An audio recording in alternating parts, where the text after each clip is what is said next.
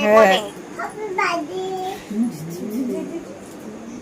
Hello everyone, আমার একটি ছোট্ট মিনি ব্লগে তোমাদের সকলকে স্বাগত জানাই। আজকের ব্লগটা আমার হাজবেন্ডের জন্মদিনের। রাত 12টার সময় পেখম আর সোনাই দুজনে দুটো কার্ড নিয়ে হাজির। আর কার্ড দুটো হাতে পেয়ে আমার হাজবেন্ডের মুখটা তো তোমরা দেখতেই পাচ্ছ যে কতটা সারপ্রাইজ এবং কতটা খুশি হয়ে গেছে। রাত 12টায় এবার যদিও সেভাবে কোনো আয়োজন করা হয়নি, কিন্তু পেখম আর সোনাই হঠাৎ করেই দেখি একটা প্লেটে 3টে কেক নিয়ে হাজির।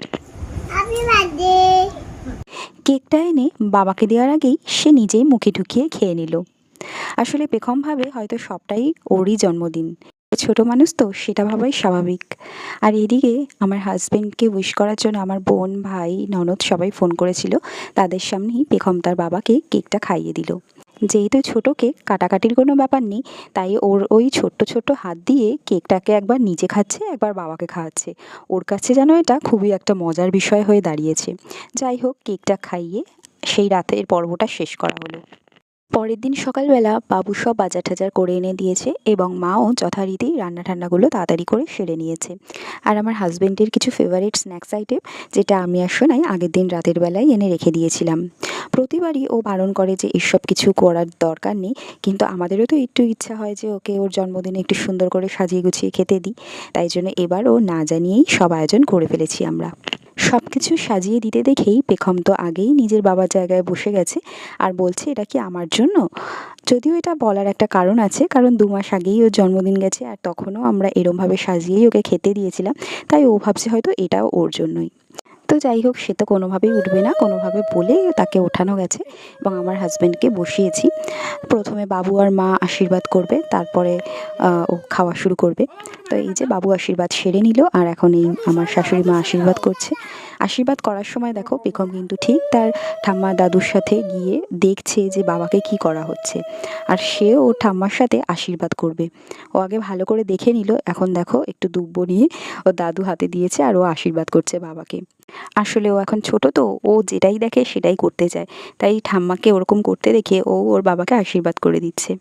তো যাই হোক, মায়ের আশীর্বাদের পালা শেষ, এরপর পেখমের আশীর্বাদের পালা। ঠাম্মির সাথে আশীর্বাদ করে তার মন ভরেনি, তাই জন্য দেখো ও নিজে নিজে আরেকবার বাবাকে আশীর্বাদ করলো এবং বাবাকে একটু আদর করে দিল। পেখমের পরে এরপরে সোনাইয়ের পালা।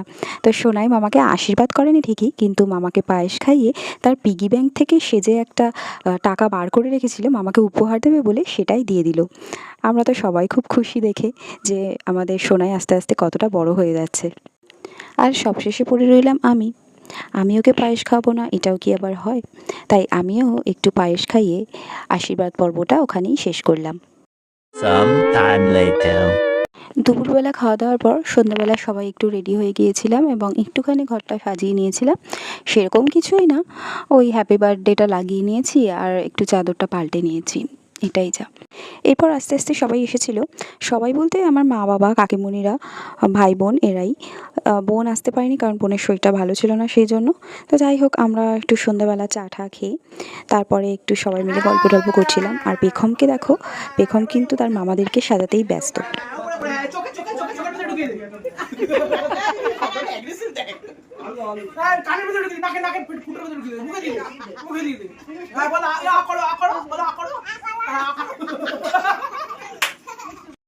আসলে মামাদেরকে পেলে পেখমের আর কিছু চাই না, ওদের সাথে খেলতে খেলতেই ওর সময় কেটে যায়। এরপর কেক চলে এসেছিল আর আমিও কেকটাকে একটু সাজিয়ে নিচ্ছিলাম। জন্মদিন হবে আর কেক কাটবে না, তা সেটা কি হয়? তাই জন্য আমি একটা ছোট্ট কেক অর্ডার করেছিলাম। এই যে সেই কেকটা, কেমন হয়েছে তোমরা কিন্তু অবশ্যই জানিও।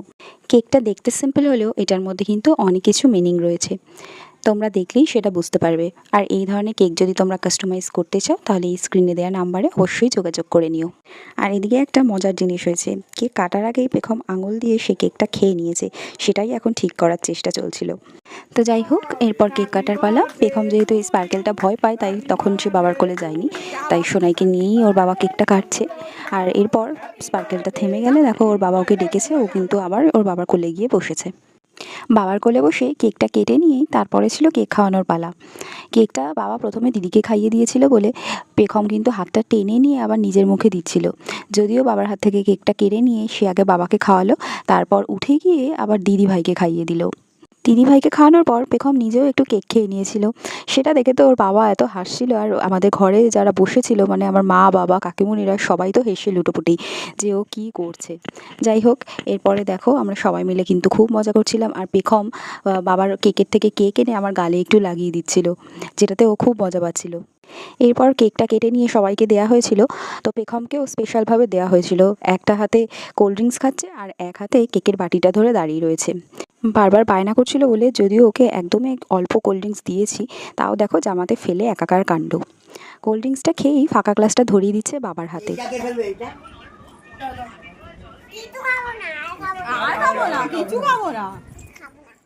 তো তোমরা তো দেখতেই পেলে পেখম কতটা মজা করলো, আর ওর সাথে যেন আমরা সবাই ওর মতোই ছোট হয়ে গিয়েছিলাম।